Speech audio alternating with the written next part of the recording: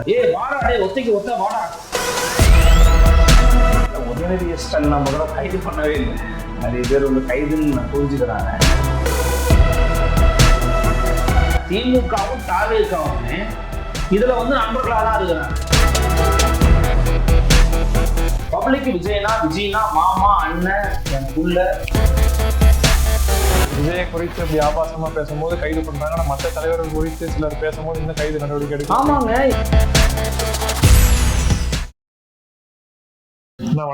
வணக்கம்ப்பா. நேற்று உதயநிதி ஸ்டாலினை தாவேக அரசு கைது பண்ணியிருக்கு, ரொம்ப ஆபாசமா பேசியிருக்காரு அப்படின்னு. அதை பத்தி நீங்க என்ன நினைக்கிறீங்க? இல்ல, உதயநிதி ஸ்டாலின் நான் முதல்ல கைது பண்ணவே இல்லை. நிறைய பேர் வந்து கைதுன்னு புரிஞ்சுக்கிறாங்க. கைது கிடையாது. அது வீட்டுக்கு வந்து விசாரணையாக அழைச்சிட்டு போறாங்க.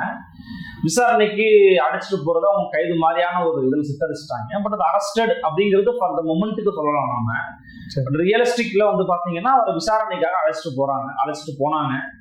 அண்ட் அவர் இரவு நேரத்துல அப்புறம் தஞ்சாவூர் செங்கிப்பட்டியில போயிட்டு அவர் என்ன பண்ணாருன்னா, விசாரணைக்காக நான் ஒத்துழைப்பு கொடுக்கணும் அப்படின்னு ஒத்துழைப்பு கொடுத்தாரு. அவர் போக வேண்டிய அந்த ஸ்டேஷன்ல பயங்கரமான கூட்டம். அப்புறம் இல்லை, நான் அங்கதான் போக நடந்துச்சாரு. அப்புறம் செங்கிப்பட்டில வச்சு விசாரிச்சுட்டு அனுப்பிட்டாங்க. அவர் வந்து விடுதலை போராட்ட தியாகி மாதிரியும் ஒரு சுதந்திர போராட்டத்தில் கலந்து கொண்டு வீடு திரும்பிய ஒரு வெற்றி திருமகன் போலவும் வந்து அவருடைய படோடாபங்களோட படைகளோட வந்து திரும்பி வந்தாருன்றதை நம்ம பார்க்குறோம். திருச்சி ஏர்போர்ட்ல நின்று ஓடுகாலி முதலமைச்சரும் பேசிட்டாரு. ஓடுகாலி முதலமைச்சர்லாம் அவர் தவிர்த்திருக்கலாம். தேவையற்ற வார்த்தைகள் தான். நம்ம இந்த மாதிரி தான் அவர் சொன்னோம்னு வச்சுக்கோங்களேன்.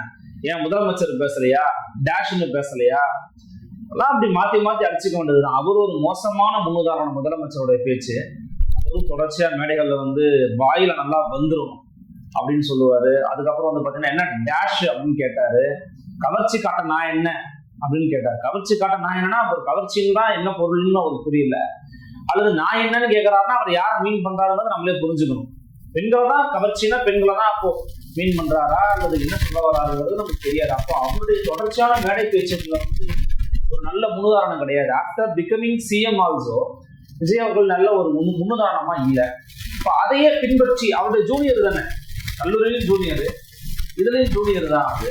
அது இன்னைக்கு பாத்தீங்கன்னா அரசியல் ரீதியா உதயநிதி கொஞ்சம் சீனியர். பட் இன்னைக்கு பாத்தீங்கன்னா எதிர்கட்சி தலைவர் தான் வந்து சிஎம்க்கு அடுத்தபடியான ஒரு முக்கியமான புரோட்டோகால் இருப்பாரு. அவரும் இஷ்டத்துக்கு பேசுறாரு, ஓடுகாலையும் பேசுறாரு. மேடையில என்ன நோக்கத்தோட கட்சி மேடையை கூட்டம் கூட்டினீங்க? காவிரியில தண்ணி வரல, தண்ணியை பெற்றுத்தர துப்பு இல்லாத வக்கற்ற பிராணியற்ற அரசாங்கத்துலாம் நீங்க விமர்சனம் பண்ணீங்க தாவேக அரச. அது குறித்து பேசியிருக்கணும், அது குறித்து விமர்சனம் பண்ணணும். முதலமைச்சர் வாய்மூடி மௌனியா இருக்கிறாருன்னு எங்களுக்கு பதில் கிடைக்கலங்கன்னு கேட்கணும், சொல்லணும். அதை விடுத்துட்டு உங்கள் கட்சியின் தோழர்கள் வந்து ஒரு நடிகையின் பேரை சொல்ல இவர் அதுக்கு ஒரு மறுமொழி கூற, அது ஒரு ஆபாசமான அருவருப்பான வக்கரமான ஒரு மொழிநடையா மாறி போய் இன்னைக்கு வந்து மக்கள் மன்றத்துல ரொம்ப ஒரு கேலிக்குரிய பொருளாக மாறி இருக்கிறது. ஆனா பாரு, எதிர்கட்சி உதயநிதி அவர்கள் வந்து கைது செஞ்சுட்டு அவரை அழைச்சிட்டு போறாங்க, விசாரணை அழைச்சிட்டு போறாங்க. அவர் சொல்றாரு, நான் ரொம்ப காமெடியா பாக்குறேன் அப்படிங்கிறாரு. எதை காமெடியா இப்ப என்னன்னா, அவர் பேசுனது மோசமானதுங்க, ரொம்ப ரொம்ப வக்கரமானது. அதெல்லாம் எனக்கு மாற்று கருத்தே இல்லை. அதுக்கு கைது தான் தீர்வா?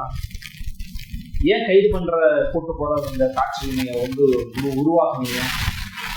டிஃபமேஷன் கேஸ் போடுங்க. ஸ்லாண்டர் பண்ணியிருக்காருன்னா, அவதூறு பண்ணியிருக்கிறாருன்னா அவதூறுக்கான வழக்கு போடுங்க. ஒரு வழக்கு போட்டீங்கன்னா நீதிமன்றத்துல வந்து நிக்க போறாரு. தேசிய மகளிர் ஆணையத்துல உங்கள் கட்சியை சேர்ந்த தோழர் பழ செல்வகுமார் அவர்கள் ஒரு வழக்கு போட்டிருக்கிறார். அதாவது தாக்கல் பண்ணியிருக்காரு. இந்த மாதிரி வந்து ஆபாசமா பேசுறாருன்னா கூப்பிட்டு விசாரிக்க சம்மணம் கூப்பிட்டு விசாரிக்க போறாங்க திரு உதயநிதி ஸ்டாலின் அவர்கள். அவர் அங்க போய் மன்னிப்பு கேட்க போறாரு, இல்லைன்னா அதுக்கு மறுமொழி சொல்ல போறாரு, இல்ல காம்ப்ரமைஸ் பண்ணுவாரு தானே. இப்ப சிக்கல் எங்க வருதுன்னா, உதயநிதி ஸ்டாலின் அவர்கள்ட்டையும் பொறுமை இல்லை, நாவடக்கம் இல்லை, ஒரு பொது மேடையில எப்படியான நாகரிகமான உரையாடல்களை உருவாக்கணுங்கிற எண்ணம் இல்லை, ஆளுங்கட்சிக்கு சகிப்புத்தன்மை இல்லை. என்னங்க என்ன வேணா பேசுவாங்க, அமைதியா கேட்க வரீங்களா உங்க மனசுக்குள்ள தோணும். நான் சொல்ல வரல. இந்த விஷயத்துக்கு என்ன பண்ணலாம் அதை பண்ணிருக்கலாம். அவரை கூப்பிட்டு ரிமாண்ட் பண்ணி, இப்போ நேற்று ஃபுல்லா நடந்த ஒரு அல்லோட நாடகத்தை நீங்க பார்த்துருக்கீங்க. இங்க இருந்து அவர் போறது என்ன, ஒரு ஆர்ப்பாட்டம் என்ன, தஞ்சாவூர்ல இருக்கிற பள்ளிக்கூடத்துக்கு விடுமுறை விட்டுடுறாங்க, ரோட்ல போற வரவங்கள திமுக அடிச்சிருக்காங்க, அமைச்சர் வீடியோ எடுத்து போடுறாரு. இதெல்லாம் ஏன் நடக்குது? என்ன காரணம்? அப்ப அடிப்படையில் என்னன்னா, ஒரு நாள் முழுக்க எந்த விதமான மக்கள் பிரச்சனையை குறித்தும் பேச விடாம, வெறும் அதுவும் நமக்கு வாய் கூசுது. எதுக்காக சண்டை போட்டுக்கான்னு 4 பேர் கேட்கறான்னு வச்சுக்கோங்களேன்.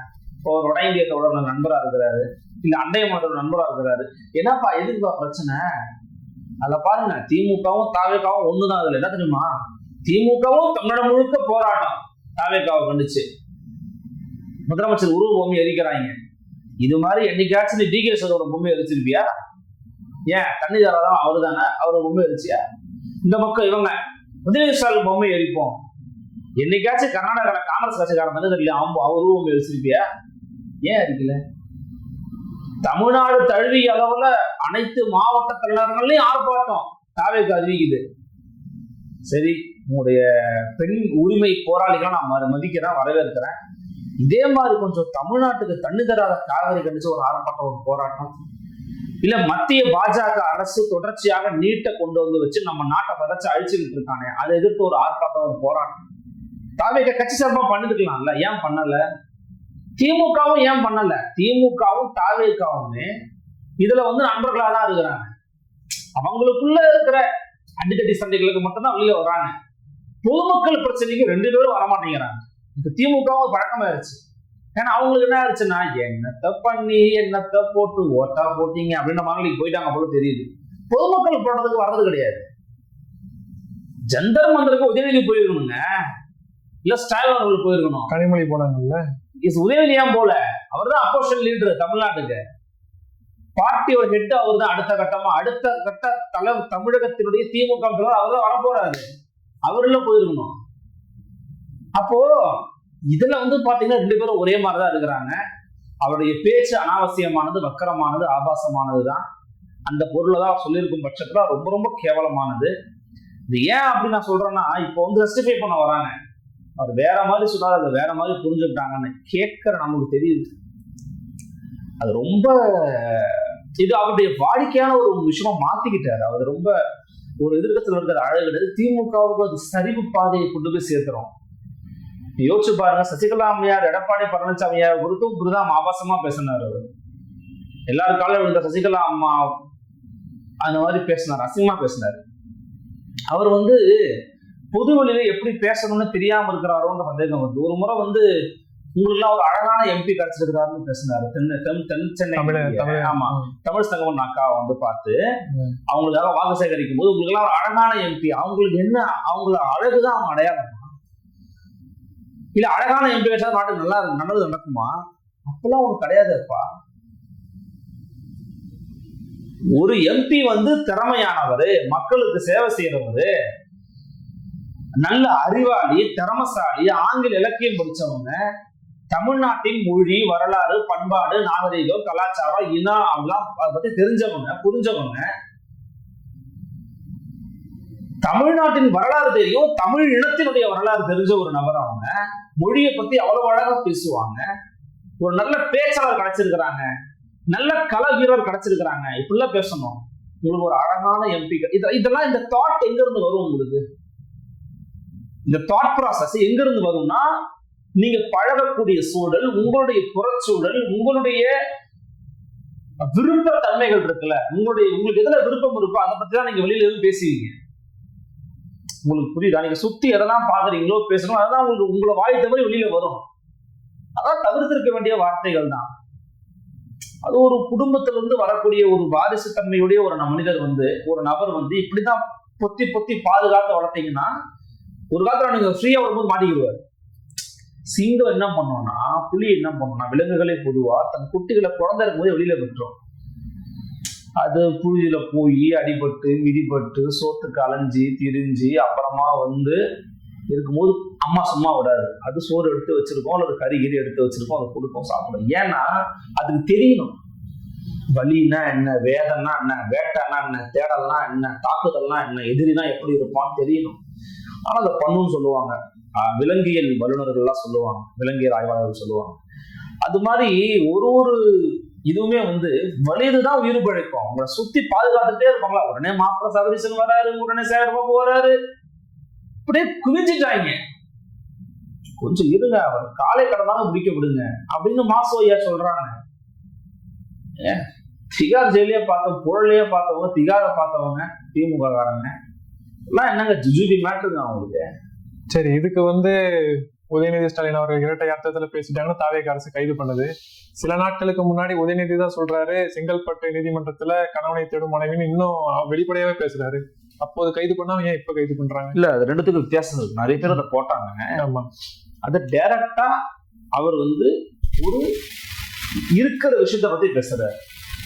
அது இருக்கிற விஷயம், அவர் தனிப்பட்ட விஷயம் நீங்க பேசலாம். அது இருக்கிற விஷயம், அதுவும் தனிப்பட்ட விஷயம் தானே. அதுதாங்க, அது உண்மையில இருக்கிற விஷயம். இது இருக்குதா அப்படின்றதா தெரியுமா? கணவனை தேடும் மனைவி அப்படின்னு அவங்க சொல்றாங்கன்னா அப்படி ஒரு கேஸ் இருக்கு. உதயநிதி அவர்கள் பேசுறது அப்படி ஒரு கேஸ் இருக்கா? அந்த நடிகையின் பேரை எது கூப்பிட்டு வர? ஆனா அந்த நடிகையின் பேர் சொல்ல நீ கமெண்ட் பண்ற, அப்போ உன் நோக்கம் என்ன? எனக்கு இந்த கருத்து உடன்பாடு கிடையாது. அப்பவே கைது பண்ணிருக்க வேண்டியது என்னன்னா, அதுக்கு நீங்க அப்ப கைது பண்ண முடியும். அப்போ உண்மையிலேயே முதலமைச்சர் பண்ணதே ரொம்ப மோசமானது. எங்க அப்பாவை காணோம் அப்படின்னு கேட்டாரு, அது முதல்ல விட்டுட்டு போறாருன்னு கூட நீங்க கடந்து போகலாம். ஆனா நீங்க பேசுங்க, பதில் பேசுறாருன்னு விட்டு போகலாம். அதை நான் அப்படி கனெக்ட் பண்ணணும்னு நான் விரும்பல. என்ன மேட்டர்னா, நீங்க பொது இடத்துல என்ன பேசுறீங்கன்னு ஒண்ணு இருக்கு. என்ன கணவனை தேடும் மனைவியும் மகனும் இருக்கிறாங்க அப்படின்னா அதுல அவர் பேர் கூட அவர் பயன்படுத்தல. ஆனா இதுல ஒரு நடிகையினுடைய பேரை கீழே இருக்கிறவங்க பயன்படுத்தி கத்துறாங்க. அதுக்கு அவருடைய கமெண்ட் ரிமார்க் ரொம்ப ஆக்வர்டா இருக்குது. அதுக்கு எப்படி கடந்து போயிருக்கீங்க? அதான் சொல்றேன், அவர் பேசுறது ரொம்ப தவறானது. ரியாக்ஷன் பண்ண கவர்மெண்ட்டும் சரியான ஒரு டிசிஷன் கிடையாது. அது ஒரு உணர்ச்சி வயப்பட்டு எடுக்கப்படக்கூடிய முடிவுகளாக தான் நான் பார்க்கிறேன். அது அப்படி இருக்கக்கூடாது. ஜனநாயக அமைப்புல ஒரு அரசு முதல்ல ஜனநாயகத்தன்மையோடு இருக்குதுன்னா அதுக்கு முதல் அடிப்படை தேவை என்பது சகிப்புத்தன்மை தான். அதுக்கப்புறம் சகிப்புத்தன்மை இருக்கணும் முதல்ல. அது இல்லைன்னா ஒரு அரசு கூடிய சீக்கிரம் வீழ்த்தப்படும். அதே போராட்டத்துல திமுக தொண்டர்கள்லாம் திருசா புருஷன் ஒழிக அப்படின்ட்டு கோஷம் போறாங்க, ரொம்ப கேவலமான முறையில. எதை எப்படி பாக்குறீங்க? ரொம்ப தப்பு தான். நீங்களே சொல்றீங்க கேவலமான முறைன்னு. நல்ல முறையா நான் பதில் சொல்லுவேன். ரொம்ப ரொம்ப தவறுங்க. அதாவது ஒரு கட்சி இன்னொரு கட்சியை வீழ்த்தணும்னா அதுக்கு நிறைய வழிகள் இருக்கு. உதாரணத்துக்கு சொல்ற எம்ஜிஆர் அவர்கள் முதலமைச்சர் ஆன பிறகு எம்ஜிஆர் அவர்களை குறித்து திமுக பேசாத ஆபாச வசை மொழிகள் கிடையாது. அவ்வளவு கொச்சையா, மலிவா, இழிவா, கேவலமா பேசியிருக்கிறாங்க. ஆர்எஸ் பாரதி அதை தான் சொல்றாங்க. அப்பெல்லாம் அந்த மாதிரி பேசிருக்கோம், எந்த கைது நடவடிக்கையும் எடுத்தது இல்லை. அப்பெல்லாம் சும்மா வழக்கு மட்டும் தான் போடுவாங்க. இப்ப இவர் கைது பண்றாங்க. கைது பண்றது தப்புதாங்க. ஆனா நாங்க அப்பெல்லாம் தப்பா பேசணும், இனிமேல் பேச மாட்டோம்னு சொல்றதுதான் நாகரீக சமூகத்துக்கான ஒரு அடையாளம். ஏங்க, நாங்க அப்ப பேசும்போதே எம்ஜிஆர் கைது பண்ணல, இப்ப எதுக்கு அவர் கைது பண்றாருன்னு கேட்கறதுங்கிறது கைது பண்ணக்கூடாதுங்கிறத நானும் உடன்படுறேன். 7 ஆண்டு சிறை தண்டனைக்கு கீழே கூடிய எந்த நடவடிக்கையும் கைது பண்ணக்கூடாதுதான், அதான் சட்டம் சொல்லுது. ஆனா பேசுவேன், நான் அப்பயும் பேசுவேன், அது தப்பு இல்ல. அதுதான் நான் சொல்றேன்னா, இவங்க என்ன பண்ணணும், தாவேக்கா இவங்க என்னெல்லாம் பேசுறாங்க அதை ரெக்கார்ட் பண்ணி வச்சுக்கிட்டு விர்ச்சுவல் வாரியர்ஸ் இருக்கிறீங்க, ஊரு போட்டெல்லாம் பண்ணிருக்கிறீங்கல்ல, போய் உங்கள்கிட்ட காசா இல்ல பணமா இல்ல ஒரு குட்டி யானையை பிடிச்சி ஒரு பெரிய ஸ்கிரீனா போட்டு திமுக ஆரோக்கிய பஸ்ல போட்டு காமிச்சிடும். ஆர்எஸ் பாரதி பேசுறது, ஐயா உதயநிதி பேசுறது, அண்ணன் சிவாஜி கிருஷ்ணமூர்த்தி பேசுறது போட்டு காமிச்சிட்டீங்கன்னா முடிஞ்சு.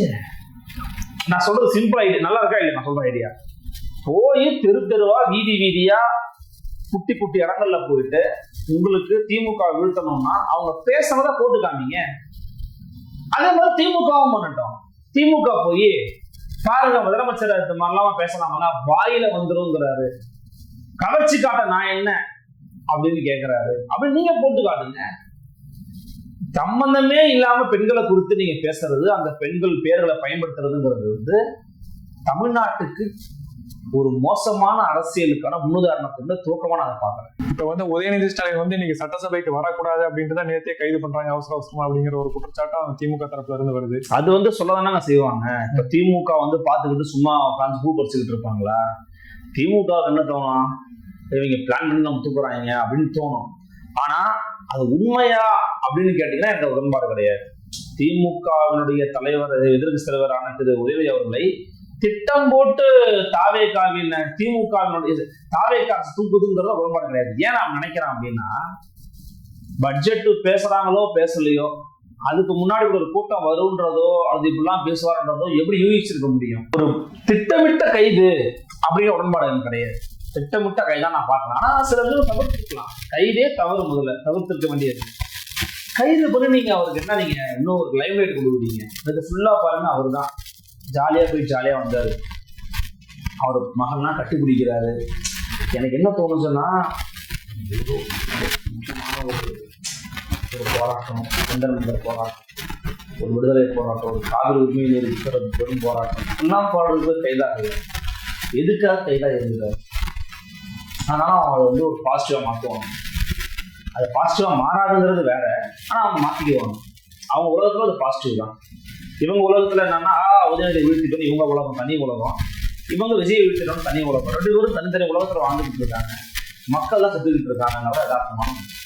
சரி, இது உதயநிதி குறித்து, விஜயை குறித்து அப்படி ஆபாசமா பேசும்போது கைது பண்றாங்க. ஆனா மற்ற தலைவர்கள் குறித்து சிலர் பேசும்போது இன்னும் கைது நடவடிக்கை எடுக்க. ஆமாங்க, எதுவுமே பண்ண மாட்டேங்கிறாங்களே. ஆபாசமா பேசுறத கூட, கைது பண்றதை கூட விட்டுருங்க. உங்கள் சொந்த கட்சி தாவேக்காவுடைய கட்சி நிர்வாகி ஒருத்தர் மிக கொடூரமான முறையில பாலியல் பண்ணிக்கிட்டு இருக்காரு அப்படின்னு உங்க கட்சி நிர்வாகியே புகார் கொடுத்தாங்க. ஏன் நடவடிக்கை எடுத்தீங்க நீங்க அவர் மேல? ஒண்ணும் பண்ணலையே. ஏன் பண்ணல? அப்ப அவங்களாம் யாரு? சொந்த கட்சிக்காரங்க புகார் நடவடிக்கை எடுக்க துணியாத இந்த காவல்துறை எதிர்கட்சிகளை மட்டும் குறி வைக்குதுன்னா, அப்ப உங்களுடைய காவல்துறையுடைய நோக்கம் என்ன? போன ஆட்சி திமுக ஆட்சி எப்படி இருந்துச்சோ, அதுல எப்படி போலீஸ் செயல்பட்டுச்சோ, அதே மாதிரி இப்பயும் நீங்க செயல்படுறீங்க. திமுக இந்த தாவேகா, அவ்வளவுதான் வித்தியாசம். 2 பேருக்கும் பெரிய வேறுபாடு இல்லை. காவல்துறையை ஹேண்ட்லிங் பண்றதுல சொல்றோம்னா என்ன வேறுபாடு கண்டிக்கிறீங்க? என்ன ஒண்ணு, திமுக ரொம்ப உக்கிரமான மனநிலையில ஒரு 3 ஆண்டுக்கு பிறகுதான் வந்தாங்க. முதல் ஆண்டுலயே வந்துருவாங்க பொழுது. என்ன நினைக்கிறாங்கன்னா, அவங்கள பொறுத்த வரைக்கும் ஒரு இந்த இந்த இந்த மாதிரியான சூழல்கள்ல எப்படின்னா, இப்ப காவல்துறையை வச்சு நம்ம எதிர்கட்சியை கைது பண்றோம் அப்படின்னா, மக்கள் மன்றத்துல தாவேகா மீது நல்ல பேர் வருமா கெட்ட பேர் வருமானு யோசிக்கிறாங்க. நீங்க மக்கள் மன்றத்தை பத்தி யோசிக்கணும். பத்திரிகையாளர்களை பத்தியோ எதிர்கட்சிகளுடைய பத்தியோ மனித உரிமை ஆர்வலர்களை பத்தி யோசிக்க கூடாது. மக்கள் யோசிக்கணும். போய் பைட்டை போட்டு கேளுங்க, உள்ள போட்டோம் சார், பரவாயில்ல சார்ன்றோம். சில பேர் தவறுன்னுவான். நீங்க காவனம் எடுத்து பாத்தீங்கன்னா, மக்கள் இன்னைக்கு மனநல, மக்கள் என்கவுண்டர் ஆதரிக்கிறவங்க, மக்களுடைய மனநல என்கவுண்டருக்கு ஆதரவா இருக்குது. கைதுல அவங்க கண்டிக்க போறாங்க. நம்ம கையில கண்டிச்சுதான் ஆகணும். ஜனநாயக அமைப்புகள் அதை பார்த்துட்டு வேடிக்கை பார்த்துக்கிட்டு இருக்க முடியாது. ஸோ தாவேகாவுக்கு என்னன்னா, பப்ளிக் பர்செப்ஷனை நம்ம ஜெயிச்சுக்கிட்டே இருக்கிறோமா, அது போதும். பப்ளிக் விஜய்னா மாமா, அண்ணன், என் புள்ள போயிட்டே இருக்கிறாங்க. ஸோ நீங்க அதுல போய் டேமேஜ் பண்ணணும்னா நல்ல எதிர்கட்சியா செயல்படணும். முதல்ல தப்பா இருக்காங்க, நிர்வாக குறைபாடுகள் இருக்கு, சீர்கேடு இருக்கு அப்படின்னு கொண்டு போய் பேசணும். அதை பேசுவாரான்னு பார்ப்போம் உதயநிதி வருங்காலம். அதை பேசினா விஜய் பதில் தர மாட்டேங்கிறாரு, வாயை திறக்கவே மாட்டேங்கிறாரு அப்படின்னு சொல்றாரு. அதுக்காக இந்த ஒரு காமெடி நகைச்சுவை ஒண்ணு வரும். வாராடே ஒத்தைக்கு ஒத்த வாடா வாரான்னு சொல்லி கிட்னி உருவாங்க. அப்படி வாடாடேன்னு கூப்பிடுறதும் சமூகத்துக்கு கேடு, அப்படி வாடான்னு கூப்பிட்டா போறதும் சமூகத்துக்கு கேடு. இப்ப போயிட்டாரு விஜய், போனாரு, கைது பண்ணாரு, நீதிமன்றம் தான் சொல்லிச்சு விடுவீங்கப்பா சொல்லிச்சுல்ல, தேவையா? அதனாலதான் நான் என்ன சொல்றேன்னா, நீங்க அவங்களை எக்ஸ்போஸ் பண்ணணும்னா you should wait. If you want the expose you should wait பண்ணா அவங்க எக்ஸ்போஸ் ஆயிடுவாங்க. அவங்களே தவறா பேசுறவங்க எவ்வளவு தவறா பேசிட்டே இருப்பாங்க. இப்ப நீங்க இதை கைது பண்ணீங்க, நீங்க என்ன பண்ணுவீங்க? பாத்தீங்களா, அங்க முழக்கம் போட்டாங்க, நீங்க எல்லாம் 10 இடத்துல முழக்கம் போடணும், என்ன பண்ணுவீங்க? அதனாலதான் சொல்றேன், கைது பண்ணிருக்க கூடாதுன்னு நான் சொல்றேன். சரி, உங்க அருமையான கருத்துக்களுக்கு ரொம்ப நன்றி.